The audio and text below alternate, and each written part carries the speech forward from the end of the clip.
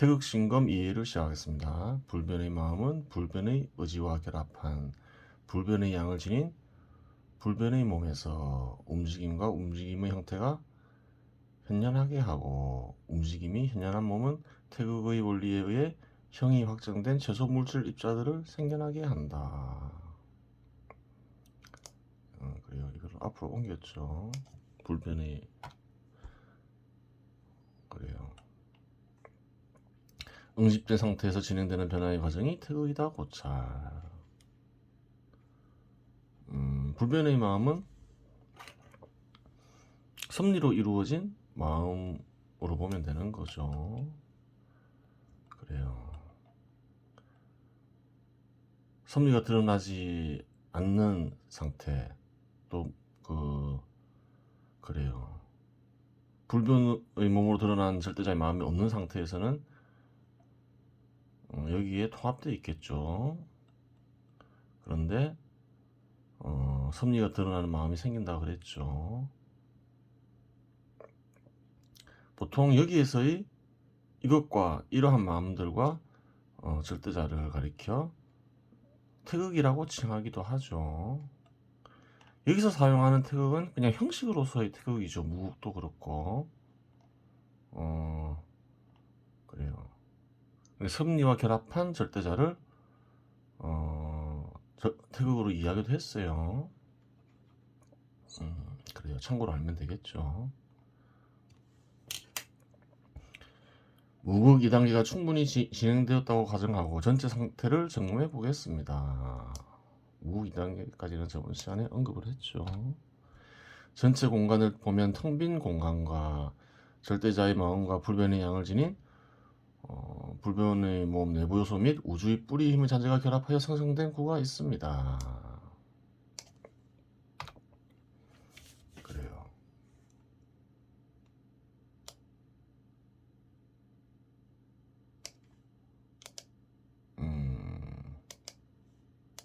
무 2단계 충분히 진행되면 뭐가 있나요?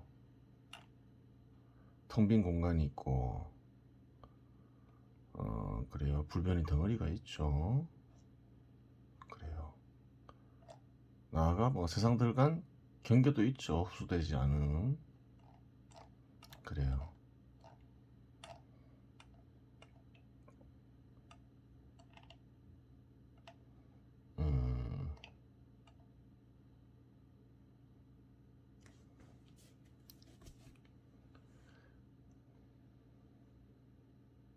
텅 빈 공간을 살펴보면 불변의 양을 지닌 대상이 사라지고 절대자의 마음과 우주의 뿌리 힘의 잔재만 결합되어 있을 따름입니다. 텅 빈 공간만 살펴보면 어떨까요? 이제 불변의 양을 지닌 대상이 덩어리를 이루면서 그래요. 공간과 물질이 마침내 분리되죠. 그리고 또 뭐가 있을까요? 텅 빈 공간에는 예전에 설명했죠. 우주의 뿌리 힘이 다 사라진 것이 아니다. 우주 뿌리 힘의 잔재는 곳곳에 남아 있다. 그렇게 얘기를 했죠. 공간에서 생겨나는 빛은 그 우주의 뿌리 힘의 잔재라 그랬죠. 에너지와 빛은 서로 전환이 가능하죠. 구 내부를 살펴보겠습니다. 분할된 작은 구들로 구성되며 구들은 구라는 속성상 공간을 완전히 채울 수 없으므로 빈틈에 존재하는 불변의 양을 지닌 건더기가 생기게 됩니다.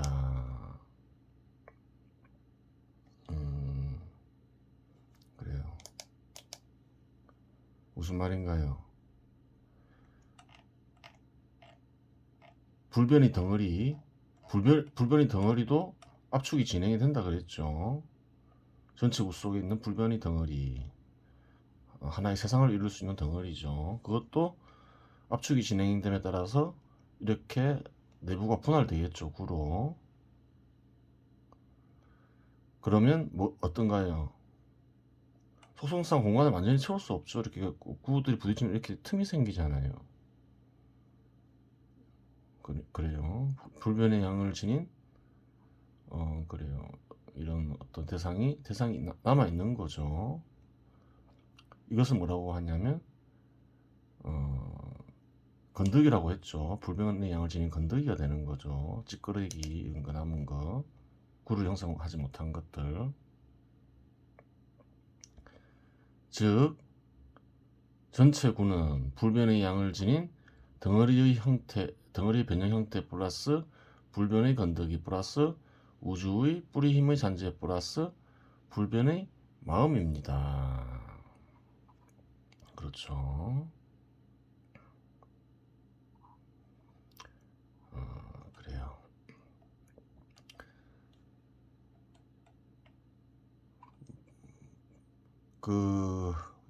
이제 불변의 덩어리 안에는 불변의 자궁구들이 생겨나고 불변의 건더기가 생겨난다. 그림으로 표시를 했죠. 움직임을 살펴보겠습니다. 불변의 덩어리인 전체 구의 속도가 빨라지는 회전이 있습니다. 구 내부에는 작은 구들이 압력에 의해 생성되고 있습니다.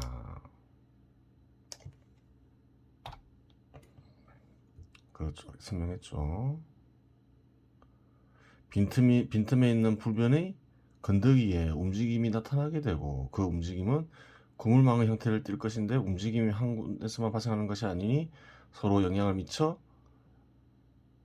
영역을 생성하는 움직임이 있을 것입니다. 무슨 말인가요?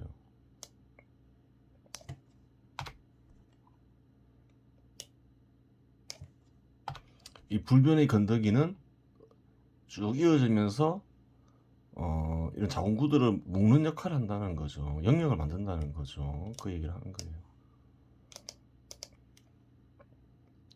이는 그물망 형태를 띠는 헤아릴 수 없는 구들을 생성시킬 것입니다.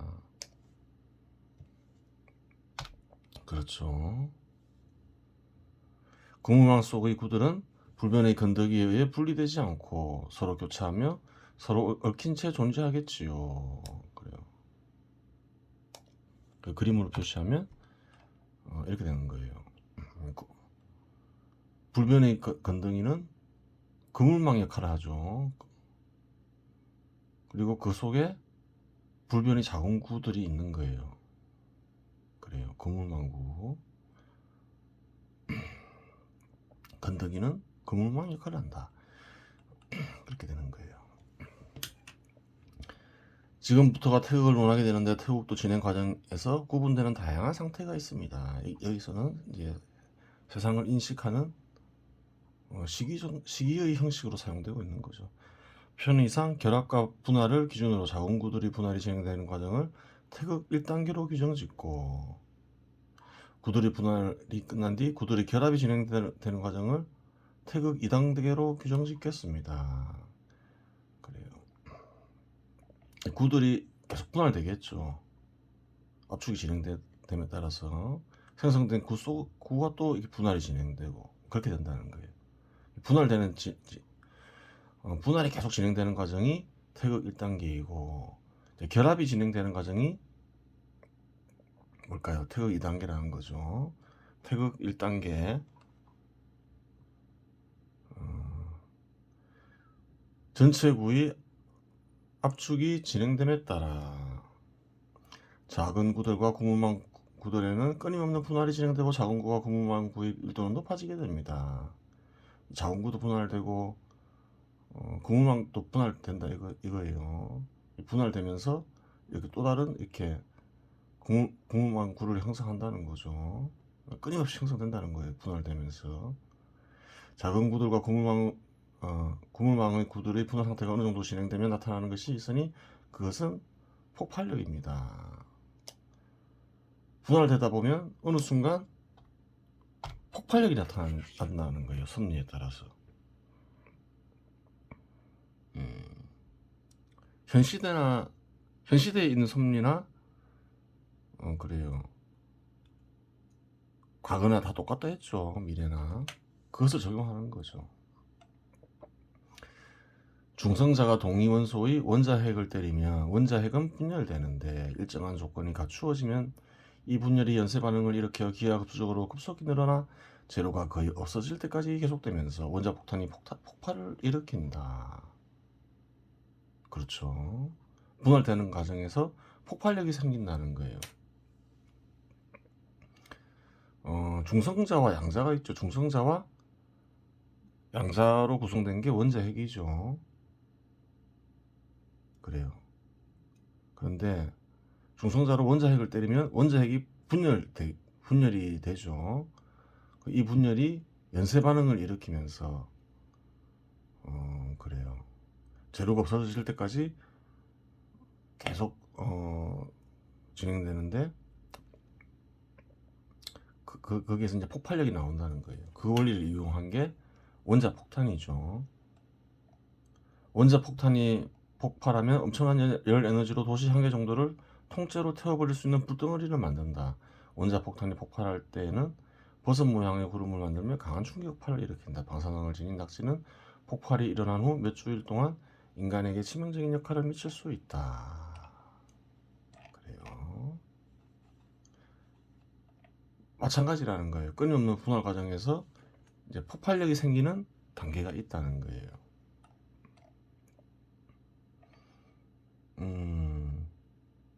이런 식으로 재구성할 수 있느냐 세상을, 그런 얘기를 할 수 있겠죠. 보통 창세기라는 게 있죠. 창세기는 보통 물질과 공간으로 이루어진 세상이 나타나는 것부터 시작하는 거죠. 그 이전은 잘 얘기 안 하죠. 지금 얘기는 그 이전의 얘기죠. 세계 곳곳에서는 그런 창세기가 많은데 단순히 그냥 지어낸 이야기일까 이렇게 생각하면 돼요. 그거 쓴 사람은 깨달음이 없는 사람일까, 지식인이 아닐까, 그렇게 생각하면 안 되겠죠. 깨달음의 수준은 현 시대 대부분 사람들보다 훨씬 높을 수 있어요. 그 사람들은 어떻게 그런 글을 쓸 수 있을까 이런 생각할 수 있겠죠. 지금 보면 과학적 지식하고 맞지 않으니 고대의 창세기들은 무식한 사람들, 그 깨달음 수준이 떨어지는 사람들이 아닌가 이렇게 생각할 수 있어요. 근데 그렇지가 않다는 거예요. 지금 보면 엉터리처럼 느껴지더라도 그 시대의 지식인이 썼겠죠. 깨달음 있는 사람이 쓴 거예요. 나름대로 그 시대에서 알려진 섭리를 찾고 자기 스스로 한번 섭리를 생각해보고 그래요. 그 섭리에 입각해서 창세기를 쓰겠죠. 그래요. 그 시대에도 섭리에 어긋난다 생각하면 사람들이 엉터리를 했을 거 아니에요. 그래요.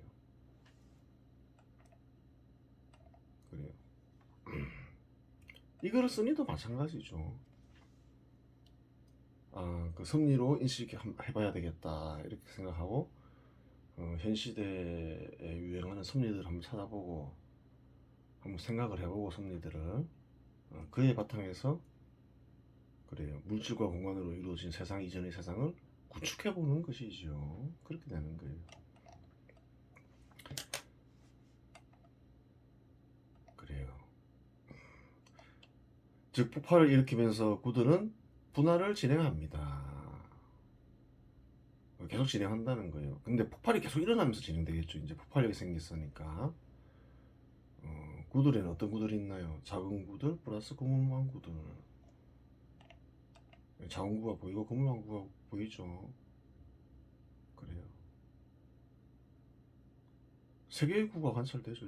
불변이 덩어리 전체 구도 있고 압축이 계속 진행되는 거죠. 전체 구에서 압축이 진행되는 거죠. 이 폭발은 전체 부위 외부의 압축과 속도에 영향을 미칩니다. 폭발을 하면 어떻게 되나요? 팽창하려고 하잖아요. 압축과 속도에 영향을 미치겠죠. 하지만 압축과 회전을 멈출 수는 없지요. 핵분열로 인한 핵폭발은 인간에게는 공포스러운 힘으로 여겨지나 한 개의 우주를 만들어내는 힘에게는 특별할 것 없는 잡스러운 힘들 중 하나에 불과한 것이지요.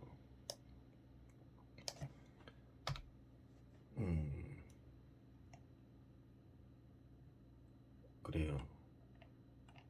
이 구에서 폭발이 일어나요. 이 한 덩어리는 하나의 우주를 만들 수 있는 덩어리죠. 압축이 진행돼요. 우주를 그 압축을 진행하는 이 힘과 이런 구에서 일어나는 폭발하는 힘을 비교하면 어떨까요? 이 압축, 이 항구에서 일어나는 폭발은 이 전체 구를 형성하는 압축하는 전체 구에서 발생하는 압축하는 힘에 비하면 그냥 보잘것없다는 거겠죠. 그 말을 하는 거죠.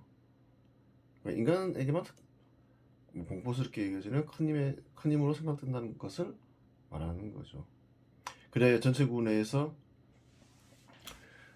더 이상 분할될 수 없는 상황에까지 이르러 헤아릴 수 없는 최소 물질 입자와 최소 구물망이 생성되니 마침내 태극 1단계가 마무리되는 것이지요. 하지만 수가 무한은 아니지요. 그래도 수가 무한일 순 없지요. 큰 덩어리가 정해져 있으니까.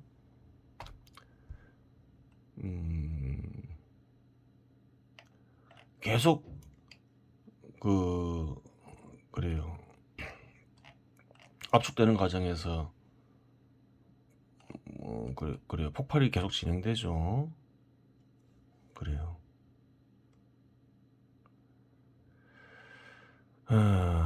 그러다 보면 이제 분할될 수 없는 상황에까지 이르게 되겠죠. 끊임없이 분할되다 보면 그런 상황이 있을 거 아니에요. 그때 마침내 태극 1단계가 마무리되는 거예요. 여기서 짚고 넘어갈 부분이 있는데 더 이상 분할될 수 없는 상태까지 분할이 진행되었기에 최소 물질 입자와 최소 구물망 두 종류의 물질만 존재하게 됩니다. 그렇죠. 전체구 내부의 위치에 따라 나타나는 압력의 크기가 최소 물질 입자나 최소 구물망이 여러 개 존재할 수 있는 것 아닌가 하는 의문이 생길 수 있습니다. 그렇죠. 이 구 내부로 갈수록 만약에 압력이 높아지면 어떻게 되나요? 압력이 다르니까 최소 물질과 최소 구물망은 여러 개일 수 있잖아요. 하지만 흐름이 존재하여 물질들의 위치가 변경 가능하고 세월의 길이가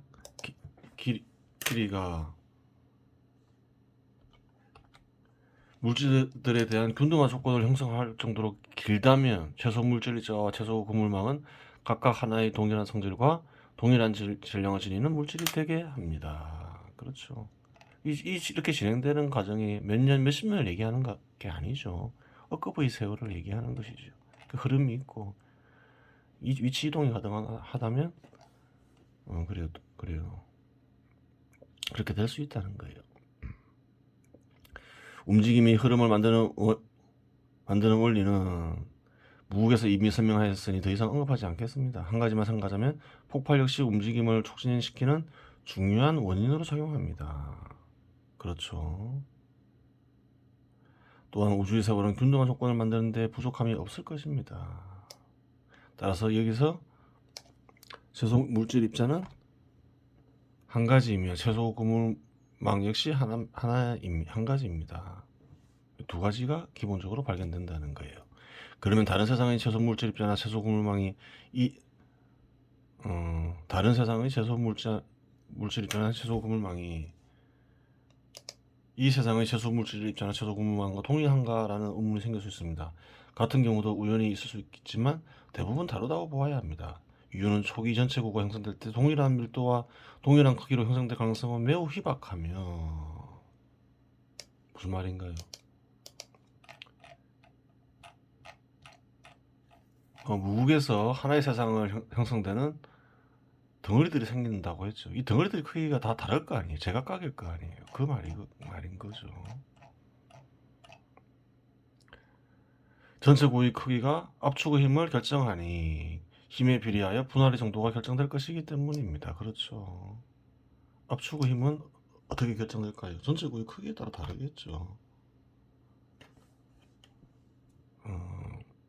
분할이 뭉쳤다는 것은 전체 구에서 분할할 힘이 사라졌음을 의미합니다.